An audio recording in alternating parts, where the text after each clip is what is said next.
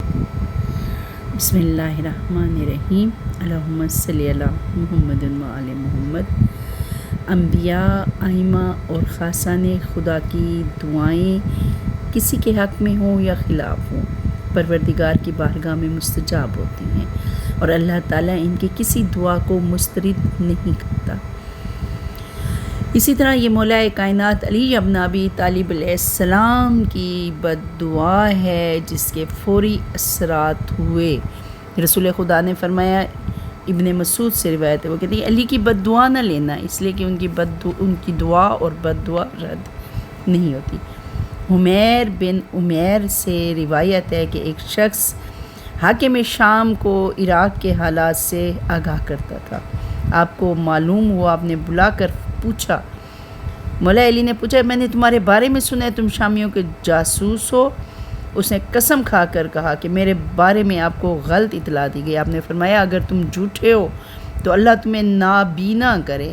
مولا علی علیہ السلام کی بد دعا، مولا علی علیہ السلام کے الفاظ جو زبان الہی سے نکلے تھے، ایک ہفتہ بھی نہیں گزرا تھا کہ وہ بصارت سے محروم ہو گیا۔ اسی طرح ایک شخص کے بارے میں ہے، مولا کائنات نے بھرے مجمع میں پوچھا کہ تم میں سے کون ہے کہ جس نے پیغمبر اکرم کا یہ ارشاد سنا ہے کہ من کنت مولا فہذا علی مولا، جس کا میں مولا ہوں اس کا علی مولا ہے۔ اللہ جو علی کو دوست رکھے تو بھی اسے دوست رکھ، جو علی کو دشمن رکھے تو بھی اسے دشمن رکھ۔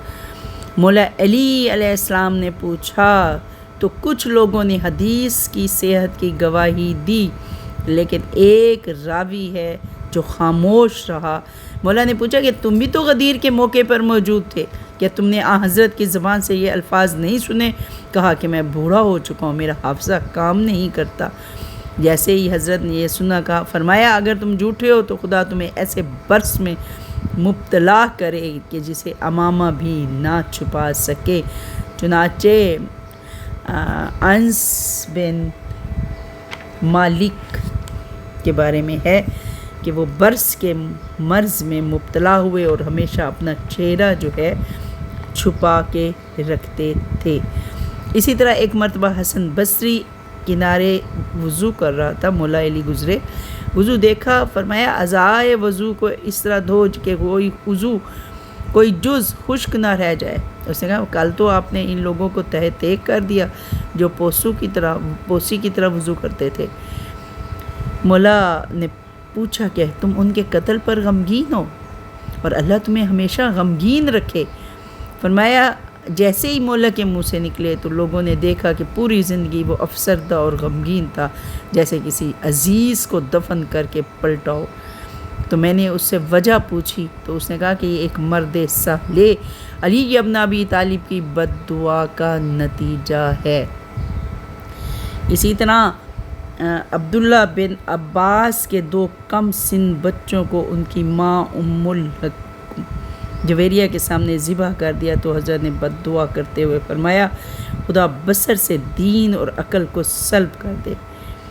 چنانچہ ایسے ہی ہوا، اس کا دین بھی جاتا رہا، عقل بھی جاتی رہی۔ آخر عمر میں اس کی دیوانگی کی کیفیت یہ تھی کہ لوگوں نے اسے لکڑی کی ایک تلوار دے دی جسے وہ مشق پر، جس میں ہوا بھری ہوئی تھی، دن بھر چلاتا اور اپنے جذبہ خون آشامی کو تسکین دیتا، حتیٰ کہ موت نے اسے جکڑ لیا۔ اسی طرح 6ٹھی بد دعا ہے مولا کائنات علی ابن ابی طالب کی کوفہ میں بنی مراد کے ایک زیر تعمیر مکان کی طرف سے گزر رہے تھے۔ اس مکان پر سے اینٹ کا ایک ٹکڑا گرا، مولا علی علیہ السلام کے سر اقدس کو زخمی کر دیا۔ آپ نے فرمایا کہ مجھے بنی مراد سے ایک نہیں بہت سے دنوں سے واسطہ پڑھنا ہے، اے خدا اس مکان کو بلند نہ ہونے دینا۔ لوگوں کا بیان ہے کہ خدا کی قسم جب بھی اس مکان سے گزرے دوسرے مکانوں کے پہلو میں یوں دکھائی دیتا جیسے سینگ والے بکروں کے درمیان ایک بے سینگ بکری ہو۔ تو یاد رکھیے، انبیاء علیہ السلام، ائمہ معصومین علیہ السلام اور خاصان خدا کی دعائیں کسی کے حق میں ہوں یا کسی کے خلاف ہوں، بارگاہ الہی میں مستجاب ہوتی ہیں۔ خداوند عالم ان کے مرتبے اور مقام اور تقرب کے پیش نظر کسی دعا کو مسترد نہیں کرتا، کیونکہ وہ اس کے حق میں دعا کرتے ہیں۔ وہ اس دعا کا سزاوار ہوتا ہے، اور بد دعا کرتے ہیں تو اس کے لیے یہ بد دعا فوری اثر کرتی ہے کہ وہ سچ کو سچ سمجھتے ہوئے اور اس کے جھٹلانے پر آمادہ اس ضد اور قد کا پھر یہی علاج رہ جاتا ہے کہ اسے بد دعا کا ہدف بنایا جائے، اور اس کی سرزش اور تنبیہ نہیں ہو سکتی، کیونکہ قدرت کی طرف سے گرفت اور للکار ہی اس کی سزا ہے۔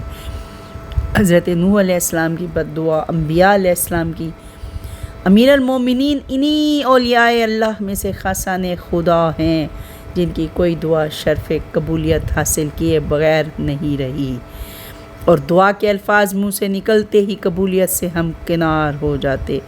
یاد رکھیے، علی مولا اور علی کے چاہنے والے، علی مولا ہیں امیر المومنین امام المتقین، علی کے چاہنے والے ان کے شیعہ، ان کے متقی مومن، اگر کوئی ان کا دل دکھائے تو ان کی بد دعا بھی فوراً اثر کرتی ہے۔ لیکن یہ بھی یاد رہے کہ دنیا مصائب کا گھر ہے، تکلیفوں کا گھر ہے، یہاں پروردگار کی طرف سے آزمائشیں ہے۔ ہر بندہ مومن کو مصیبت زدہ دیکھ کر یہ نہ سمجھنا کہ کسی کی بد دعا ہے یا خدا کی طرف سے عذاب ہے، یقیناً آزمائش ہے، ابتلا ہے، جس کی کامیابی کے بعد بندہ مومن کے درجات بلند ہوتے ہیں۔ نیکیاں کریں، نیکیاں سمیٹتے رہیں، احترام کریں ایک دوسرے کا، انشاءاللہ تعالی رضائے الہی، رضائے محمد و آل محمد سے مومنین خوشحال رہیں، اور دشمنان محمد و آل محمد تباہ و برباد و ہلاک ہوں۔ آمین یا رب العالمین۔